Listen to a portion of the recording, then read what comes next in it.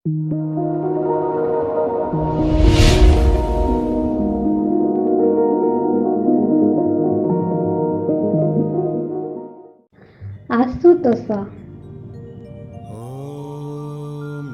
ଆଷାଢ଼ ଫେରନ୍ତେ ଶ୍ରାବଣ ଆସିଲା ପୃଥିବୀକୁ ଓଦା କରି।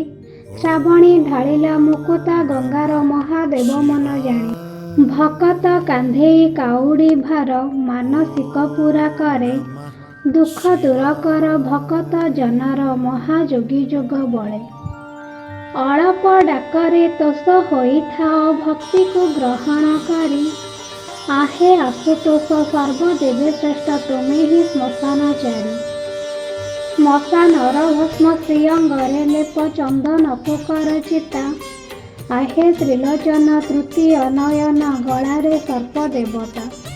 ମାସରେ ଶ୍ରେଷ୍ଠ ବୈଶାଖ ଶ୍ରାବଣ ବାରରେ ଶ୍ରେଷ୍ଠ ସୋମ। ବେଲ ପତରରେ ଶରଧା ତୁମର ବେଲେଶ୍ୱର ତୁମ ନାମ।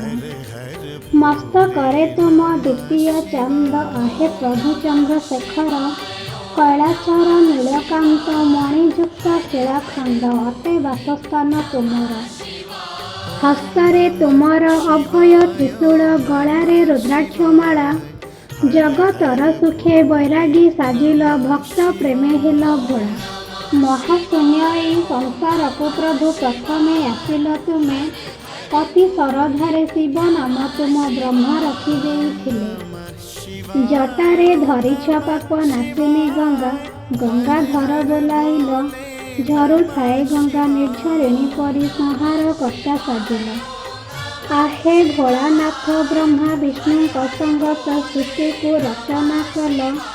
କାଳକୂଟ ପିଇ ସଂସାର ରଖିଲ ଦେବତାଙ୍କୁ ଋଣୀ କଲ। ନାରଦ ପୁରାଣେ ରହିଅଛି ଲେଖା ସୋମବାର ବ୍ରତ କଥା। ହସ୍ତରେ ତୁମର ପାଶୁପତ ଅସ୍ତ୍ର ଅଣ୍ଟାରେ ଘାଘୁଡ଼ି ପେନ୍ଥା। ବାଘ ଛାଲ ପିନ୍ଧି ବ୍ରହ୍ମାଣ୍ଡ ବୁଲୁଛ ନନ୍ଦୀକୁ ବାହନ କରି। ମହାମୃତ୍ୟୁଞ୍ଜୟ ମନ୍ତ୍ରକୁ ତୁମର ବଶିଷ୍ଠ ରଚିଲେ ପୁଣି। ଶିବ ତାଣ୍ଡବକୁ ରାବଣ ରଚିଲେ ତୋଷ ହୁଅ ତାକୁ ଶୁଣି। ତୁମ୍ଭର ଶ୍ରେଷ୍ଠ ଭକତ ସାଜିଲେ ବିଷ୍ଣୁ ପ୍ରିୟା କମଳିନୀ। ଭକ୍ତିରେ ଅର୍ପିଲେ ବକ୍ଷ କମଳ ବେଲ ବୃକ୍ଷ ତାକୁ କଲ। ତ୍ରିଶାଖା ବେଲ ପତରକୁ ତୁମେ ଶରଧାରେ ଆଦରିଲ। आहे ପଞ୍ଚାନନ ମହିମା ତୁମର ଚାରି ମୁଖେ ବ୍ରହ୍ମା କରୁଥାନ୍ତି ଗାନ। ଶୁଣି ସନ୍ତୁଷ୍ଟ ଶ୍ରୀ ହରି ଭଗବାନ ବେଲ ପତ୍ରେ ଲେଖା ଶ୍ରୀରାମଙ୍କ ନାମ।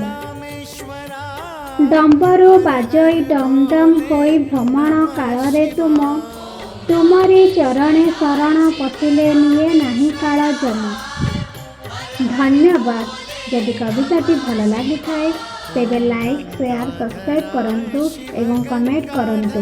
ପବିତ୍ର ଶ୍ରାବଣ ମାସରେ କବିତାର ସ୍ପର୍ଶ ପରିବାର ତରଫରୁ ମୋର ଅଗଣିତ ଓଡ଼ିଶାବାସୀଙ୍କୁ ହାର୍ଦ୍ଦିକ ଶୁଭେଚ୍ଛା ଓ ଶୁଭକାମନା। ଓମ୍ ନମଃ ଶିବାୟ।